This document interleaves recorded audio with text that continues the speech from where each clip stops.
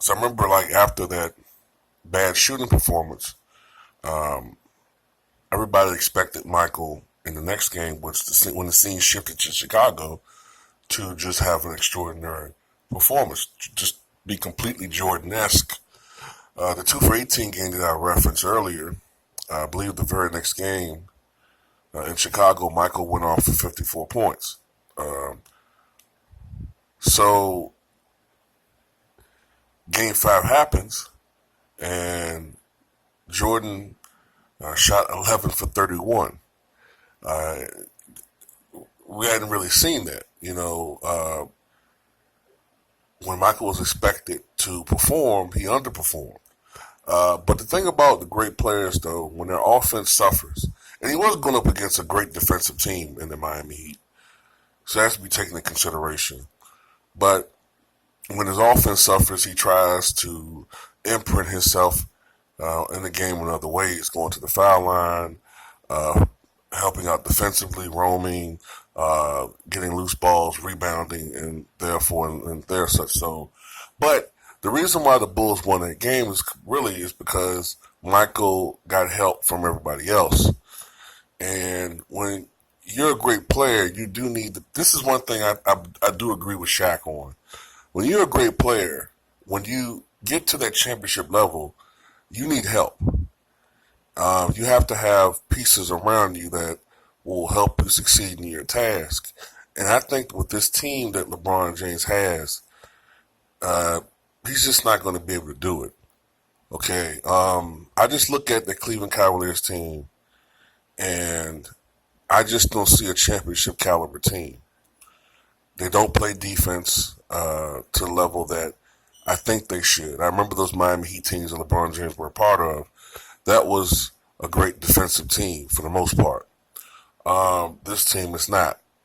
Even with these younger players, a lot of times I'm watching them and they're not giving, in my opinion, their maximum effort on the defensive end. Um, I look at the coaching. I look at all of the great teams in the past, and they've had, if not great individual coaching, they've had coaches who were at least able to make and were keen of. Well, I guess that does make you a great coach or a good coach if you do this. I've seen coaches that were able to make adjustments throughout the game. Um, Tyrone Lue, in my opinion, is not a great coach. He simply does not make adjustments very well. He does not uh, do that. And in my opinion, Steve Kerr, like he did last year, is going to coach circles around him. Steve Kerr, of course, was a member of that Chicago Bulls team, championship team from the mid to late 1990s. And I also noticed that many of the great coaches were not great individual players. Pat Riley was not a great player. Phil Jackson was not a great player. Okay, Red Auerbach was not a great player when he played basketball, which predated the NBA. But they were keen observers of the game. And Steve Kerr, who, of course, spent time playing with the likes of Scottie Pippen, Michael Jordan, was coached by Phil Jackson, was coached by Greg Popovich, played with Tim Duncan, David Robinson, okay, played with Dirk Nowitzki, played with, not Dirk Nowitzki, excuse me, I'm wrong on that one, played with Tony Parker, played with Manu Ginobili. He has, in my opinion, uh, gathered a lot of and collected a lot of knowledge on the intricacies of the game and how to adjust to your opponent. And I think that he has excelled as an NBA coach. Of course, if you got the team that he has, you're going to be very successful. And yes, Mark Jackson was the one who pretty much helped to put most of that team together, and I think he deserves a lot of credit for that. But let's give credit to Steve Kerr for being a very successful coach, and I think he's a damn good one. Um, so, in my opinion, man, I just think that LeBron James just does not have the team, man. Kobe Bryant, his last NBA title, that Game 7 against the Boston Celtics. Uh, some people may have forgotten Kobe didn't really bring his best performance that night.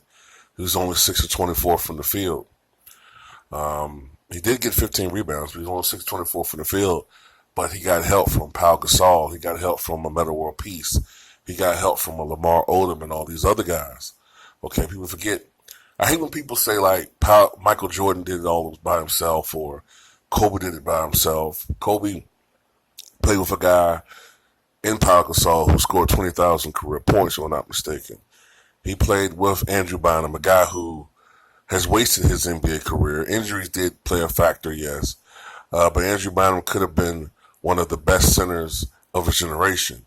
He played with Lamar Odom, who was something like a LeBron James when he first came to the NBA. Not nearly as gifted, but a very versatile player. And he played with Derek Fisher, who was a bulldog at point guard. Okay, so Robert Horry, he played with all of these different guys. Robert Horry wasn't on that team at the time, but you get what I'm saying. He played with a lot of talent that could make up for his offensive deficiencies at times. Michael played with players who could make up for when he has a bad shooting game. LeBron James can't really have a bad shooting game for the Cleveland Cavaliers. He can't shoot bad. He has to pretty much score 35 to 45, 50 points in order for his team to win and or have a shot at winning. And he did get help in game 2 in the second half. In the second half of the game, Kevin Love started getting going. I think he had 20-something and 10, 11 rebounds. I believe George Hill had a nice game. But certain guys like Jeff Green, Kyle Korver, they didn't have good offensive performances. But J.R. Smith, once again, I think he was 2 of 9, 5 points. You cannot win an NBA game, especially a playoff game, and especially an NBA Finals game, when your shooting guard is averaging, I don't know the numbers, but he can't be averaging more than, what is JR averaging in his playoffs, man? Like 6, 7 points, 5 points. He's had a lot of horrible, he's no longer, in my opinion, a guard or a player worthy of starting. And I said this before Stephen A. Smith. I think Kyle Korver needs to start because J.R. Smith is doing absolutely nothing. He's contributing absolutely nothing. I've seen so many possessions, not just on the offensive end. If you're not doing shit on offense, okay, if you're not scoring on offense like J.R. Smith is not, and not only is he not making shots, he's missing horribly. I had to channel Stephen A. Smith with that one. He's missing horribly. Okay, I saw him shoot from a corner where the line is the shortest at 22 feet, an air ball. I saw him shoot at the top of the key. I think it was like a 19-foot fadeaway, an air ball, uncontested for the most part. But if you're not scoring, at least, like a Dennis Rodman, contribute elsewhere. He's not even contributing on the defensive end.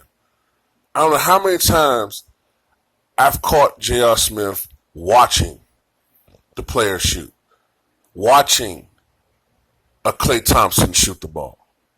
I think there's a reason why Klay Thompson is getting off in this series. It's because J.R. Smith is a fucking bum.